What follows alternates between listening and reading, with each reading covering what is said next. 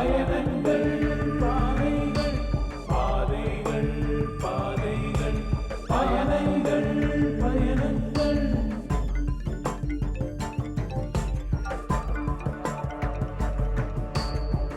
பாதங்கள் முத்தமிடும் பூமியின் கன்னங்கள் பாதைகள் பாதைகள் பாதங்கள் பயணங்கள் புதுமைக்கு பாலமிடும் பண்பாட்டு சின்னங்கள் பாதைகள் பாதைகள் பாதங்கள் பயணங்கள் வாழ்க்கையின் தேடல்கள் வரைகின்ற கோலங்கள் வளைவுடன் நேர்கோடாய் நெளிகின்ற நாளங்கள் உண்மையும் உழைப்பையும் உலகத்தின் சிகரத்தை நோக்கி உன்னை தினம் உயர்த்தும் பாதைகள் பாதைகள் பாதங்கள் பயணங்கள்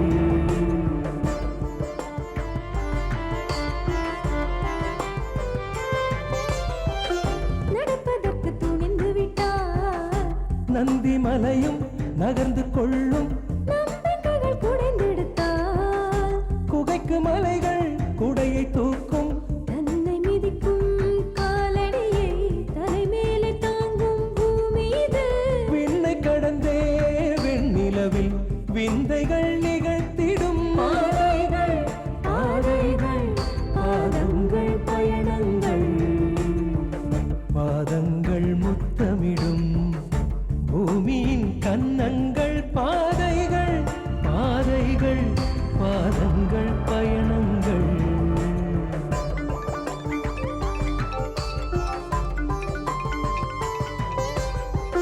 ஓரிடத்தில் முடங்கிவிட்டார் அழகு மண்ணில் அடிமை நீயே நடைபயில தொடங்கிவிட்டார் சிகரமெல்லாம் உனக்கு கீழே ஒற்றையடி ஆரம்ப பாதைகள் தான் 100 அடியாய் காலம் மாற்றியது ஆறடியை நீ அளக்கும் முன்னே காலடி பதித்திடும் பாதைகள் பாதைகள் பாதங்கள் பயணங்கள் வாழ்க்கையின் தேடல்கள் வரைகின்ற கோலங்கள் வளைவுடன் நேர்கோடாய் நெளிகின்ற நாளங்கள் உண்மையும் உழைப்பையும் உலகத்தின் சிகரத்தை நோக்கி உன்னை தினம் உயர்த்தும் பாதைகள் பாதைகள் பாதங்கள் பயணங்கள் பாதைகள் பாதைகள் பாதங்கள் பயணங்கள்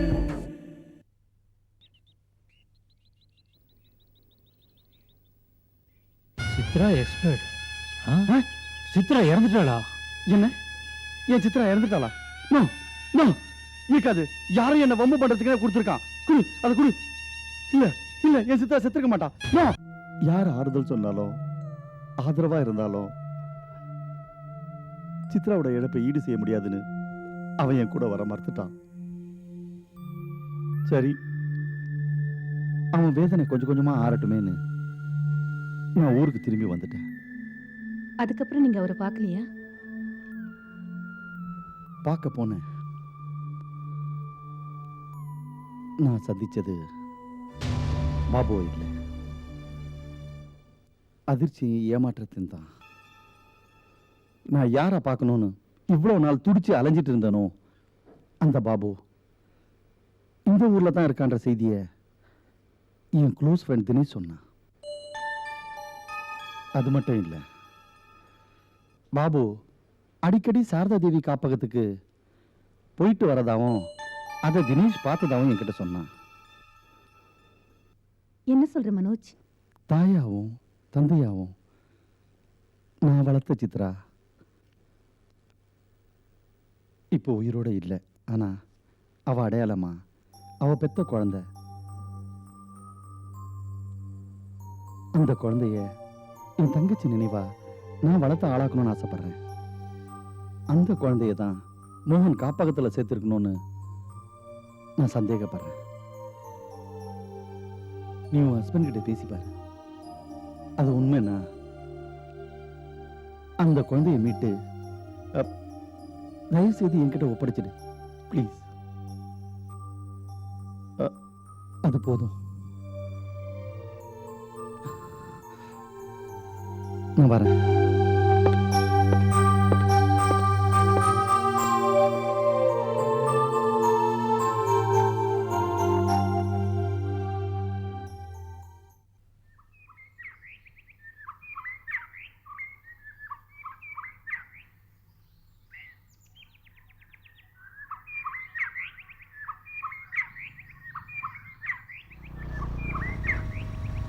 கண்ணன் சார்.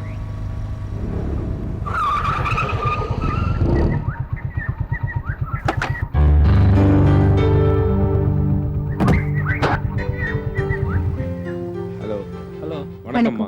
என்ன பார்த்துட்டு பார்க்காத மாதிரி போறீங்க? உங்க தம்பி நம்மள கேவலப்படுத்திட்டாரு. அவரோட செக்ரட்டரி நம்மள மதிப்பாரா? ஐயோ அப்படிலாம் இல்லைங்க. நொந்து போன மனசோட நான் அப்படியே போயிட்டு இருந்தேன். அதுதான் உங்களை கவனிக்கல மேடம். Very sorry madam. பரவாயில்ல பரவாயில்ல. அப்ப நான் வரட்டுமா? என்ன மம்மி, அவர் ஏதோ மனக்கவலைங்கிறாரு. அது என்ன ஏதுன்னு கேட்டு நாம ஆறுதல் சொல்லாம போனா எப்படி? கரெக்டாக சொன்னீங்க தம்பி. என் கவலைகளை உங்ககிட்ட ஷேர் பண்ணிக்கிறதா கரெக்டுன்னு நினைக்கிறேன். பாத்தீங்களாம்மா அவர் நம்ம மேல எவ்வளோ அஃபெக்ஷனாக இருக்காருன்னு? சொல்லுங்க கண்ணன் சார். 20 வருஷமா உங்கள் தம்பி கன்சர்னில் உயிரை கொடுத்து உழைச்சிருக்கேன். ஆனால் அவர் அதையெல்லாம் கொஞ்சம் கூட நினச்சி பார்க்கவே இல்லை. ஆஃபீஸில் 2-3 வேக்கன்சி வந்தது. என் பொண்ணுக்கு அதில் 1 கொடுங்கன்னு கேட்டேன். அவர் கொடுக்கவே இல்லையே.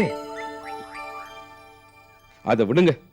இவ்வளோ நாள் உழைச்ச என்னை விட்டுட்டு நேற்று வந்த ஒருத்தருக்கு ஆக்டிங் உண்டி போஸ்ட், அது என்ன நியாயம்? அவர் மாப்பிள்ளையோட மச்சின்னு நினைச்சேன், அதான் கொடுத்துட்டாரு. ஆமாம் தம்பி, கண்ணன், ரத்த சம்பந்தப்பட்ட எங்களையே அவர் மதிக்கலையே. கரெக்டாக சொன்னீங்க. நியாயமாக பார்த்தா அவர் பொண்ணை சந்திரனுக்குள்ள கல்யாணம் முடிச்சிருக்கணும். அதை விட்டுட்டு எவனோ ஒருத்தருக்குள்ள கட்டி வச்சிருக்காரு. உங்களையே அவர் மதிக்கலைன்னா நாங்கள்லாம் எந்த மூளைக்கு? நான் ஒரு முடிவு கண்டேம்மா. கூடிய சீக்கிரமே வேலையை ரிசைன் பண்ண போறேன். அப்போ உழைச்ச உழைப்புக்கு ஒண்ணுமே வேணான்னு முடிவு பண்ணிட்டீங்களா? இப்போ நான் என்ன செய்ய முடியும் மேடம்? நம்ம சர்வீஸ மதிக்காதவங்கள நாம ஏன் மதிக்கணும்? நன்றி காட்டாதவங்களுக்கு நாம ஏன் நன்றி காட்டணும்? என்ன சொல்றீங்க மேடம்? நன்றி கெட்டவங்க முன்னாடி நாம தலை நிமிர்ந்து நிக்கணும்னு சொல்றேன்.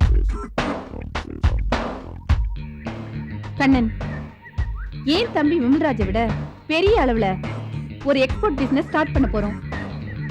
அதுக்கு நல்ல எக்ஸ்பீரியன்ஸ் உள்ள உங்களை தான் ஜிஎம்மா அப்பாயிண்ட் பண்ணணும்னு நான் பிளான் பண்ணியிருக்கேன்.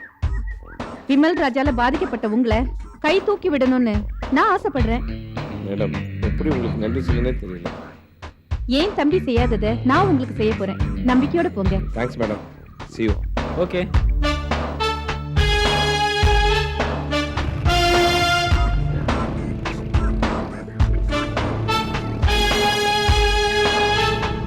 சந்திரு, தூண்டில்ல மீன் அழகா மாட்டிக்கிச்சு.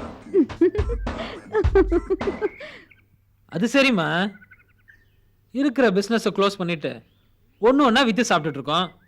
அப்புறம் எப்படிம்மா புதுசாக கம்பெனி ஸ்டார்ட் பண்ண முடியும்? பணத்துக்கு எங்கம்மா போவேன்? நம்ம கிட்ட இல்லைன்னா என்ன, விமல்ராஜ் கிட்ட இருக்குல்ல, அத சொந்தம் கொண்டாடுவோம். இந்த ஜெயதேவி பிளான உன்னால அவ்வளவு ஈஸியா புரிஞ்சுக்க முடியாது. நான் சொல்றத நீ செய். வா போலாம்.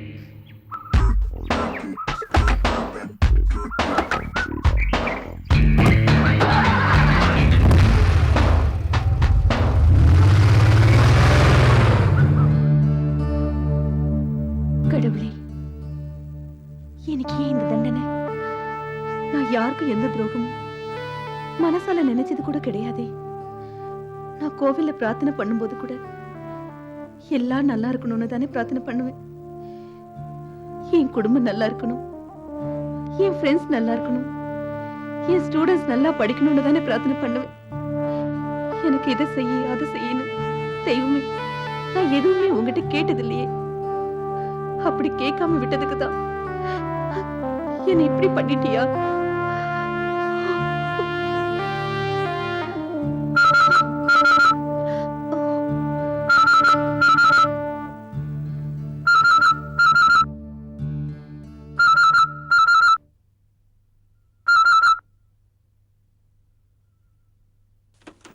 மனு, செல்ல மறந்து வீட்டில் விட்டுட்டு போயிட்டேன். அதுவும் நல்லதாக தான் போச்சு. இல்லைனா உங்ககிட்ட இப்போ பேசியிருக்க முடியுமா? ஓகே, நான் இப்போ ஆஃபீஸ்ல இருந்து வீட்டுக்கு கிளம்புறேன். ஏதாவது வாங்கிட்டு வரணுமா?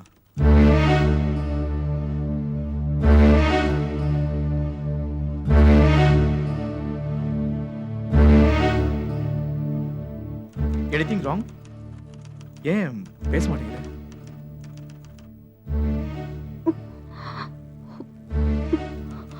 பானு, உனக்கு உடம்பு சரியில்லையா?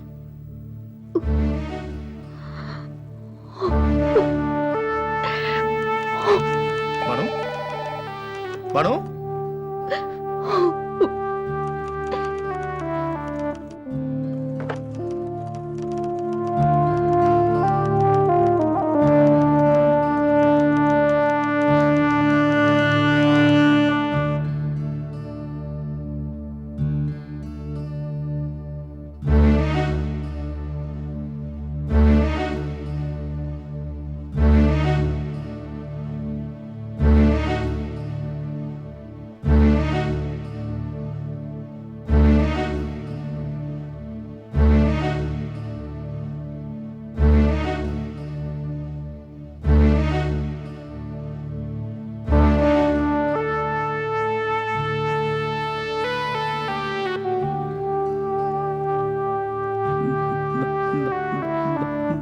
பானு.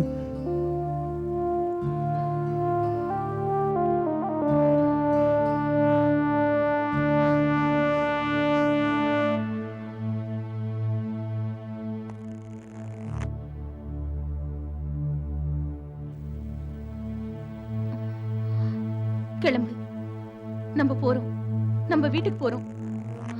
க- க- க- க- க- க- அதான் வீட்டுக்கு போறோமே, எழுந்துரு. போ- போ- போ. எதுக்கு? அப்பாவுக்கு எதுக்கு ஃபோன் பண்ணணும்? அவராவது கல்யாணம் டூர்னு சந்தோஷமா இருக்கட்டும். எழுந்துரு, வா போலாம்.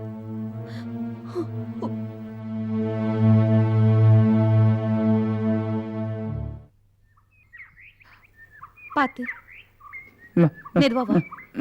வாண்ணே, பாத்து படிக்கட்டு.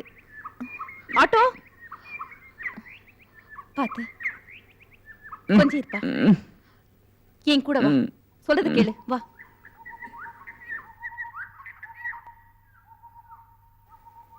பாத்து ஏறு, மெதுவா.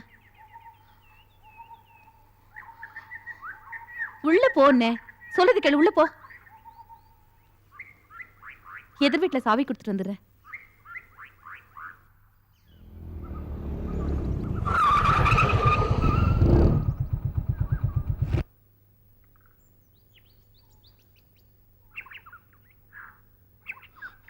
கோபி, எங்க கிளம்பிட்டீங்க?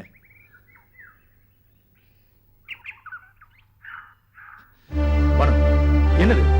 என்ன பண்ற நீ? நீ பாட்டுக்கு எதுவுமே சொல்லாம போனா என்ன அர்த்தம்? என்ன பிரச்சனைன்னு சொல்லு.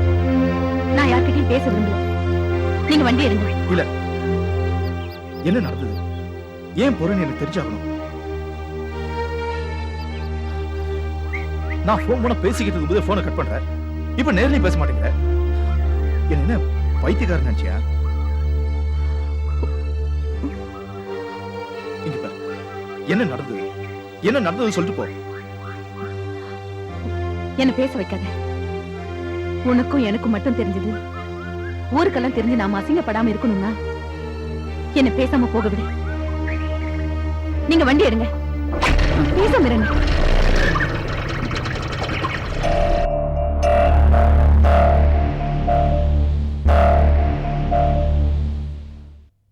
மனோஜ், ஒளிவு மறைவு இல்லாம பானு கிட்ட நீ எல்லா உண்மையும் சொன்னது ரொம்ப கரெக்ட். ஃபேமிலி ஃப்ரெண்டுன்ற முறையில அக்கறையோட நீ உன் கடமையை தான் செஞ்சிருக்க. இதுல வருத்தப்படத்துக்கு ஒண்ணுமே இல்லையே. ஆனா ஒரு கிரிமினலுக்கு வாழ்க்கைப்பட்டுட்டோமேன்னு பானு ஷாக் ஆயிட்டா, இடிஞ்சு போயிட்டா சார். எந்த பொண்ணா இருந்தாலும் தன் கணவன் ஒரு அயோக்கியன் மோசக்காரன்னு தெரிஞ்சா நில குறைஞ்சுதான் போவா. மனோஜ், இந்த விஷயத்த நீ இன்னொரு ஆங்கிள் திங்க் பண்ணி பாரு. பாதிப்புக்குள்ளான இந்த பொண்ணு பானு படிச்சவ, உலகம் தெரிஞ்சவ. நீ சொன்ன இன்ஃபர்மேஷனை ஒரு காஷனா எடுத்துக்கிட்டு தன்னை பாதுகாக்க பானு முயற்சி பண்ணுவா. இந்த மூட்ல அவ ஹஸ்பண்ட் எப்படி ரியாக்ட் பண்ணுவான்னு நம்மால யூகிக்கவே முடியாது. சார், பானுவே இவ்வளவு பெரிய சிக்கல்ல மாட்டி தத்தளிக்கும் போது அவங்களால எப்படி அந்த குழந்தையை மீட்டு மனோஜ் கிட்ட ஒப்படைக்க முடியும்? குழந்தையை மீட்க நாம ஏன் சட்டப்படி நடவடிக்கை எடுக்கக்கூடாது? இப்படி உணர்ச்சி வசப்பட்டா விபரீதங்கள் தான் மிஞ்சும். தினேஷ், காப்பகத்தில் இருக்கிற குழந்தை மோகன் குழந்தை தானான்னு இன்னும் நமக்கு தெளிவா தெரியல. அப்படியே அது உண்மைன்னு தெரிஞ்சா கூட பெத்த அப்ப இருக்கும்போது மாமங்கிட்ட அந்த குழந்தைய ஒப்படைக்கணும்னு சட்டப்படி நடவடிக்கை எடுக்க முடியாது. அதனால தான் சொல்றேன், பானு மோகன் பிரச்சனையில மோகனோட ரியாக்ஷன் என்னன்னு நம்ம வெயிட் பண்ணி தான் பார்க்கணும். அதை பொறுத்து தான் குழந்தையோட பிரச்சனையில ஒரு தீர்வு ஏற்படும். ஓகே மனோஜ், எனக்கு டைம் ஆச்சு, நான் ஊருக்கு புறப்படுறேன். வேறு ஏதாவது டெவலப்மெண்ட்ஸ் இருந்தா உடனே எனக்கு ஃபோன் பண்ணு. கண்டிப்பா சார். See you. தேங்க்யூ. வாங்க மனோஜ், சார் சொன்ன மாதிரி இந்த விஷயத்துல நாம கொஞ்சம் பொறுமையா தான் இருக்கணும். எஸ்.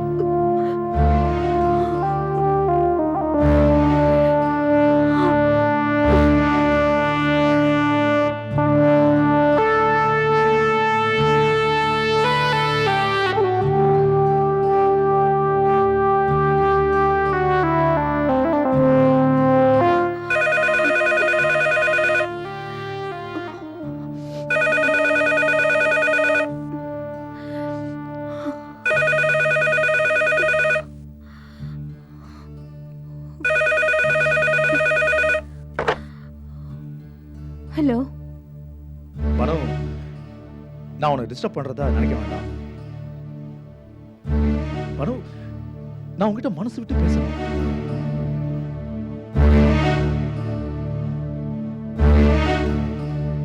மனோ,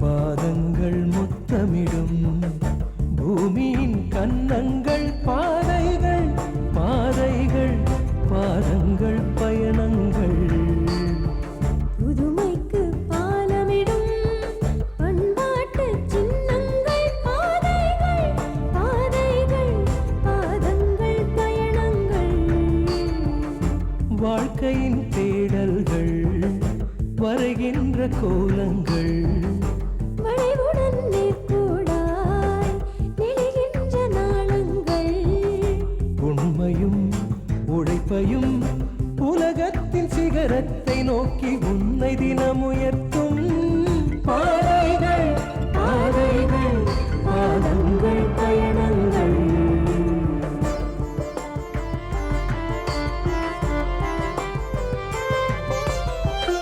நடப்பதற்கு துணிந்து விட்டார் நந்தி மலையும் நகர்ந்து கொள்ளும் நம்பிக்கைகள் குடைந்தெடுத்தார் குகைக்கு மலைகள் குடையை தூக்கும் தன்னை மிதிக்கும் காலடியை தலைமேலே தாங்கும் பூமி இது விண்ணை கடந்தே வெண்ணிலவில் விந்தைகள்